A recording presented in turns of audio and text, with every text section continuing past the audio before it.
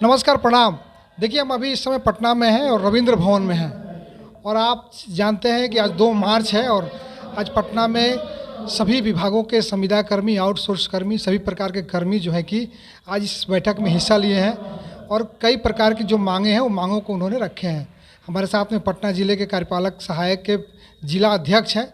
हम बात करने की कोशिश करते हैं कि आखिर किन मांगों को लेकर जो है कि रविंद्र भवन में आए हुए हैं। तो सबसे पहले सर का स्वागत है हमारे चैनल पर। जी, आपका भी बहुत बहुत स्वागत है। जी, किस मांग को लेकर आप लोग रविंद्र भवन में हज़ारों की संख्या में जुटे हैं? बिहार के सभी संविदा कर्मियों का बस 2 ही मांग है, नियमितीकरण और वेतनमान। जी, इसके लिए हम लोग बिहार राज्य कार्यपालक सहायक सेवा संघ के पूरे बिहार के ब्लॉक से लेकर के सचिवालय तक के जितने भी कार्यरत कार्यपालक सहायक हैं वो 2007 से काम कर रहे हैं।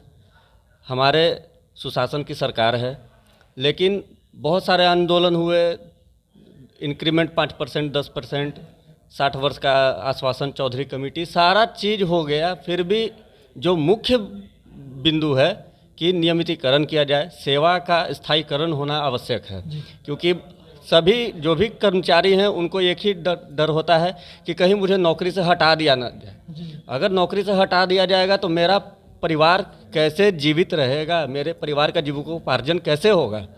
तो इसके लिए ही हम सभी लोग पहले तो अकेले अकेले हम लोग लड़ रहे थे, लेकिन फिर माननीय प्रदीप भैया जो हैं संविदा कर्मी महासंघ के प्रदेश अध्यक्ष, उनके द्वारा यह जो है तो पहल किया गया कि हम सभी भाई एकजुट होकर के अपनी मांगों को, क्योंकि सभी का मांग एक है, सभी एकजुट होकर के एक तरीके से काम करें।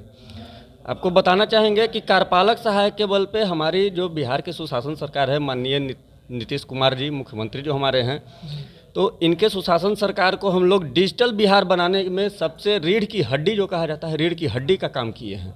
लेकिन पारितोषिक स्वरूप वही 17,000, 18,000, 20,000 रुपया सैलरी मिलता है और जब मन किया तब जो है सो कुछ न कुछ क्लॉज लगाया गया और सेवा वापस हो गया। तो फिर उसका परिवार का रोजी रोजगार ख़त्म, वो फिर जो है सो लेबर मजदूरी का जैसे अपना जीविकोपार्जन करे, क्योंकि भूखा क्या निचोड़ेगा और क्या खाएगा।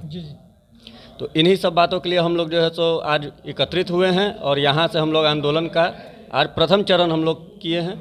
अगर सरकार हमारी बातों को सहानुभूतिपूर्वक विचार करती है तो बहुत अच्छी बात है, यह बिहार के विकास में एक बहुत बड़ा योगदान भी होगा और जितने भी हम लोग के जैसे युवा कर्मचारी हैं ये तहे दिल से माननीय सुशासन सरकार को शुक्रिया अदा करेंगे। और यदि अगर नहीं मानते हैं तो फिर जो है तो भगत सिंह के जैसा रूप धरना पड़ेगा और आंदोलन का बिगुल फूंक दिया जाएगा। विधानसभा का सत्र चल रहा है और कई प्रकार के कर्मी जो है कि जब से चालू हुआ है विधानसभा तो उन्होंने अपना प्रदर्शन चालू किया है। क्या आप लोग भी इस प्रदर्शन में हिस्सा लेंगे? अभी आपने देखा होगा यहाँ पे हमारे साथ मंच को साझा किए हैं माननीय मंत्री अनुसूचित जाति जनजाति कल्याण विभाग के। तो मंत्री महोदय के माध्यम से भी हमारे मुख्यमंत्री महोदय को हमारी बातों से अवगत कराया जाएगा।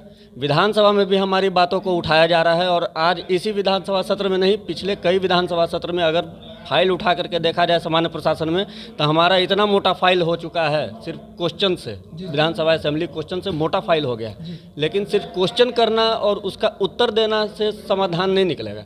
समाधान तभी निकलेगा जब आप जो है सो अपने कर्मचारी को स्थायी कर्मी का और बिहार राज्य के सरकारी कर्मचारी का दर्जा दीजिएगा, तो बिहार का भी विकास होगा, हमारा भी विकास होगा और प्रशासन का भी विकास होगा। तो इस समय बात कर रहे थे हमारे साथ कार्यपालक सहायक प्रदेश अध्यक्ष पटना के। इन्होंने अपनी सारी बातों को रखा है कि अगर सरकार के अगर हम मांग रखते हैं, अगर ज़्यादा मांग रखते हैं तो वो भी दिक्कत है, अगर कुछ सरकार से ज़्यादा प्रेशराइज भी किया जाए वो भी दिक्कत है, क्योंकि सेवाओं से वो मुक्त करने में आगे रहते हैं। इन्हीं सब बातों को रख रहे थे और जल्द से जल्द जो है कि अपनी मांगों को लेकर इन्होंने सारी बातों को रखा है। विधानसभा में भी इनकी बातें उठेंगी, तमाम चीज़ों को इन्होंने रखा है।